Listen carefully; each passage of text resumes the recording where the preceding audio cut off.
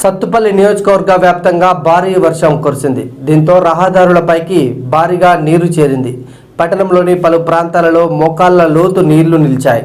ఈ క్రమంలో పలు దుకాణాలు తెరుచుకోలేదు, డ్రైన్లు పొంగి పొర్లాయి.